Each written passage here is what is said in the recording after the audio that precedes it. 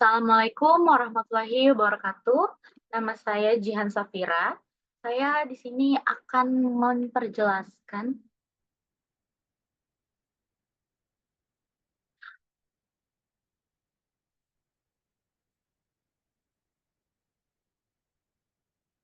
Assalamualaikum warahmatullahi wabarakatuh. Perkenalkan, nama saya Jihan Safira dengan NIM 241011244. Saya akan mempresentasikan bagaimana kita mempergunakan SPSS Statistik version 27 untuk melihatkan bagaimana cara menggunakan SPSS untuk mencari regresi linear berganda. Nah, saya membuat tugas ini untuk memenuhi tugas individu statistik dan ekonomi dan bisnis 2. Lalu kita bisa langsung mulai ke tahapnya saja. Jadi pertama-tama kita mempunyai data di sini, data berupa Excel. Nah, data berupa Excel ini akan kita masukkan ke dalam SPSS untuk kita olah.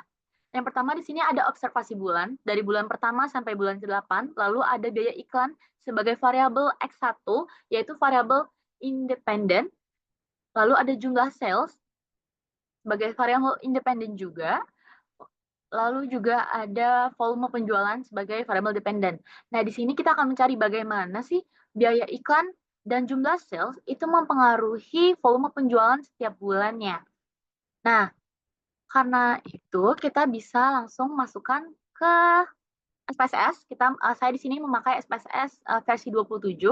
Kita bisa langsung masuk ke file untuk mengekstraksi data yang kita punya dari Excel tadi. Kita masuk ke file, lalu kita import data. Karena saya menggunakan Excel, jadi saya memilih Excel. Lalu kita masukkan tugas yang tadi, data tadi. Kita tunggu terlebih dahulu. Nah, untuk di sini langsung bisa ditekan OK.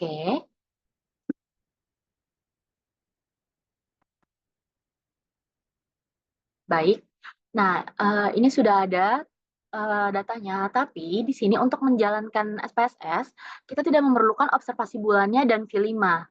Bagaimana cara memperbaikinya atau mengeditnya? Kita ke variable view, lalu kita tekan klik 2, kita clear bagian observasi bulan, lalu begitu pula dengan yang V5 kita clear. Nah, di sini sudah tinggal variabel-variabelnya aja dari X1, X2, dan Y-nya. Nah, di sini sudah benar sesuai dengan yang ada di data kita, kita akan mengganti measure-nya menjadi nominal. Karena saya akan memakai measure dengan nominal. Karena sudah diedit seperti ini, kita bisa kita lihat ke data view kembali. Di sini data sudah teredit dengan benar dan rapi. Lalu untuk menjalankan regresi sendiri, kita bisa ke analyze, lalu kita pilih ke regression, kita ke linear.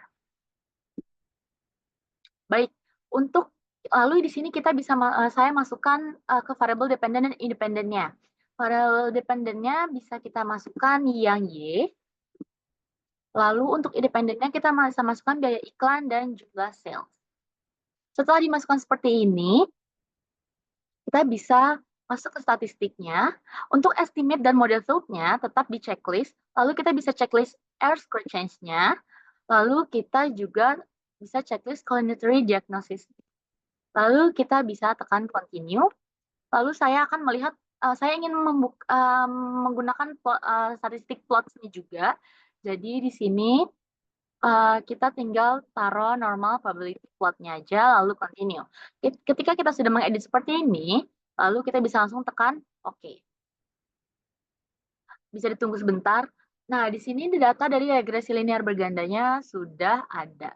Dari variable entered-nya, lalu model summary, ANOVA, koefisien, coordinatory diagnosis, residual statistik, dan dari charts-nya itu sendiri. Nah, jadi kenapa kita kenapa kita mengolah data ini? Karena kita ingin mencari tahu bagaimana X1 dan X2 itu mempengaruhi variabel Y. Baik, saya akan menjelaskan bagaimana hasil dari regresi linearnya. Untuk di variable entered-nya atau remove-nya, penelitian ini tuh bertujuan untuk melihat pengaruhnya yang tadi. Jumlah data yang dianalisis itu ada 8 observasi sesuai bulannya. Lalu kita masuk ke variabelnya. Jadi, interpretasinya, variabel yang dimasukkan ke modelnya ini adalah enter. Interpretasinya adalah metode enter, berarti semua variabel independen langsung dimasukkan ke model secara bersamaan tanpa proses seleksi. Berarti dia tidak ada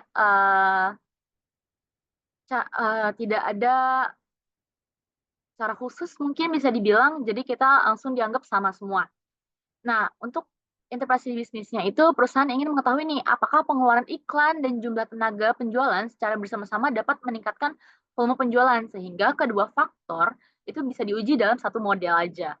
Nah, langsung kita masuk ke model summary-nya.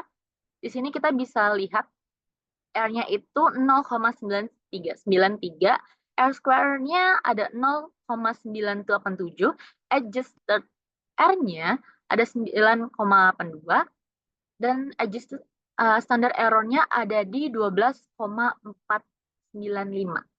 Apa sih maksudnya? Jadi nilai R ini sebesar 0,993 menunjukkan tingkat hubungan antara variabel independen dan dependennya. Karena R-nya itu 0,993 atau mendekati 1, maka hubungan antara biaya iklan, jumlah sales, dengan volume penjualan tergolong sangat kuat. Untuk interpretasi bisnisnya sendiri, berarti perubahan pada iklan dan tenaga penjualan sangat berkaitan dengan perubahan penjualan perusahaan.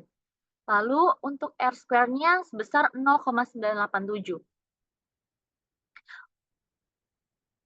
R2 ini digunakan untuk menunjukkan kemampuan model menjelaskan variabel dependennya. Artinya, dengan angka sebesar ini, atau bisa dibilang ini 98,7%, artinya itu volume penjualan dijelaskan oleh biaya iklan dan jumlah sales.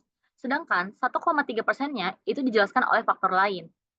Bisa aja dari harga, kualitas produk, kondisi ekonomi, kompetitor, distribusi, dan loyalitas pelanggan. Nah, untuk interpretasi bisnisnya sendiri, itu penjualan perusahaan sangat dipengaruhi oleh strategi pemasaran, berarti dengan pengelolaan SDM penjualannya tersebut. Namun, untuk perusahaan sendiri, karena ada 1,3%-nya itu perlu memperhatikan faktor-faktor eksternal di luar yang saya sebutkan tadi. Lalu untuk adjusted R square-nya 0,982, ini tuh adalah nilai yang udah disesuaikan dengan jumlah variabel dan ukuran sampel. Dengan nilai 98,2, masih sangat tinggi. Interpretasinya tuh model tetap baik, meskipun perhitungannya jumlahnya bervariabel. Nah, untuk manajerialnya sendiri, perusahaan tuh dapat menggunakan model ini sebagai dasar evaluasi pemasaran, walaupun tetap perlu data yang lebih banyak agar lebih akurat. Next, kita bisa masuk ke ANOVA-nya, uji F ANOVA. Tujuannya itu untuk mengetahui apakah seluruh variabel independen secara bersama-sama mempengaruhi Y. Dengan hipotesis, H0 tidak ada pengaruh dan H1 ada pengaruh. Nah, karena 0,000 kurang dari 0,05, maka H0-nya ditolak. Berarti H1 diterima, yaitu ada pengaruh. Berarti X1 dan X2 itu mempengaruhi Y tersebut. Nah, biaya iklan dan jumlah sales secara simultan berpengaruh terhadap volume penjualan. Nah, untuk interpretasi bisnisnya, keputusan peningkatan penjualan tidak dapat dilakukan hanya dari satu sisi. Berarti memang benar-benar membutuhi strategi promosi yang baik, lalu didukung dengan tenaga penjualan yang efektif juga.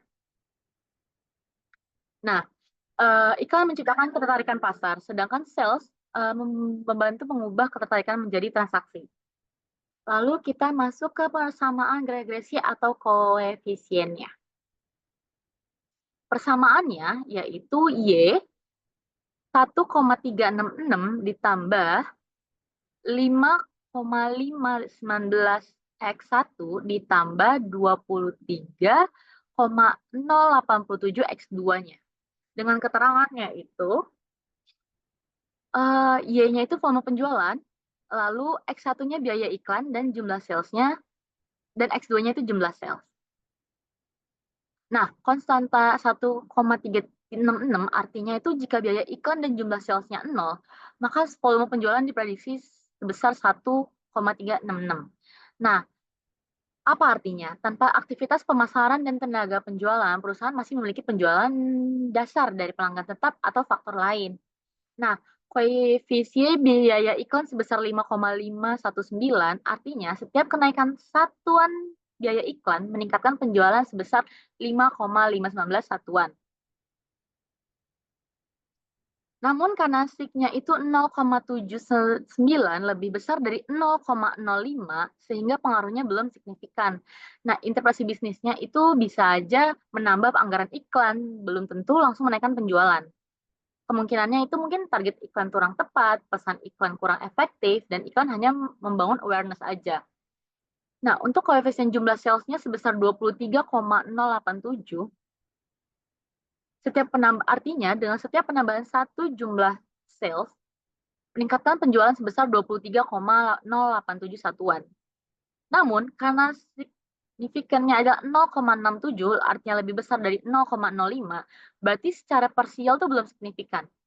Bagaimana dengan bisnisnya? Berarti menambah tenaga penjualan saja belum cukup. Perusahaan tuh juga harus meningkatkan pelatihan, produktivitas sales, dan kualitas komunikasi dengan pelanggan. Lalu uji partial T atau collineatory diagnosis. Biaya iklan sebesar 2.200 dan signifikannya 0,079. Kesimpulannya tidak signifikan dan jumlah salesnya itu 2,327.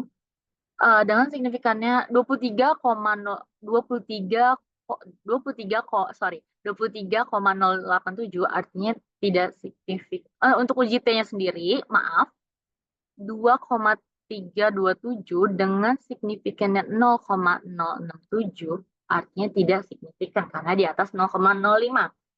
Nah, untuk interpretasinya secara sendiri-sendiri, kedua variabel itu belum terbukti kuat mempengaruhi penjualan. Tetapi saat digabung, hasilnya menjadi signifikan. Nah, bagaimana dengan interpretasi bisnisnya? Perusahaan itu tidak boleh fokus hanya pada satu variabel aja, mungkin pada biaya iklan atau dari jumlah sales, tapi harus digabung. Bisa aja dengan menaikkan budget iklan atau menambah sales. Lalu kita cari uji multikolinaritas atau colinarity diagnosis. Variabelnya dengan toleransinya itu 0,054,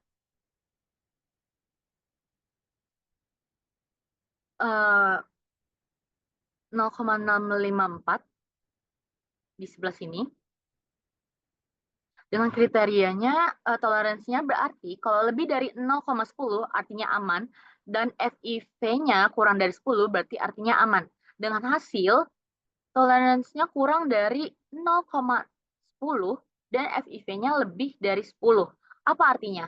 Artinya terjadi multikolineritas. Interpretasinya, biaya iklan dan jumlah sel itu sangat berkolerasi. Akibatnya, hasil koefisien menjadi kurang stabil, sulit melihat pengaruh masing-masing variabel. Interpretasi manajerialnya, bagaimana perusahaan menanggapi ini, berarti kemungkinan perusahaan melakukan pola. Saat iklan naik, sales juga ditambah. Nah, saat sales naik, promosi ikut ditingkatkan, sehingga sulit membedakan mana faktor utama pendorong penjualan. Perusahaan dapat bisa aja menambah jumlah data, memisahkan strategi iklan dan strategi sales, dan juga menambah variabel lain. Lalu kita masuk ke residual statistik. Residual menunjukkan selisih antara nilai aktual dan prediksi. Nah, residual menunjukkan antara nilai aktual dan prediksi. Nilai mean residualnya adalah 0 di sebelah sini. Dan standar residualnya 0,845 di sebelah sini. Nah, interpretasinya itu model cukup baik karena kesalahan prediksi itu relatif kecil. Interpretasi bisnisnya itu prediksi penjualan dari model cukup mendekati kondisi yang nyata dan dapat dipakai sebagai dasar pengambilan keputusan. Nah, berarti dengan secara keseluruhan nih, biaya iklan itu dan jumlah sales bersama-sama berpengaruh dan signifikan terhadap volume penjualan. Lalu model mampu menjelaskan 98,7% variasi dari penjualan. Lalu yang ketiga, secara individu masing-masing variabel belum signifikan, harus digabungkan. Yang keempat, ada multikolineritas sehingga hasil perlu ditafsirkan secara hati-hati. Untuk perusahaan sendiri, dengan kesimpulannya dari semua yang kita sudah jelaskan, perusahaan sebaiknya tidak hanya meningkatkan biaya iklan atau jumlah sales secara terpisah, tetapi membangun strategi pemasaran terintegrasi antara promosi dan kinerja tenaga penjualan agar pertumbuhan penjualan itu lebih optimal. Nah, kita bisa lihat di charts-nya seperti ini.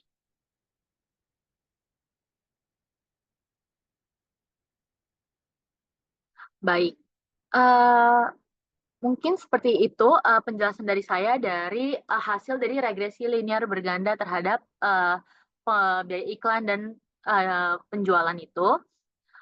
Mohon maaf jika masih ada kesalahan dan kekurangan dari kata-kata. Saya Jihan Safira, pamit undur diri. Wassalamualaikum warahmatullahi wabarakatuh.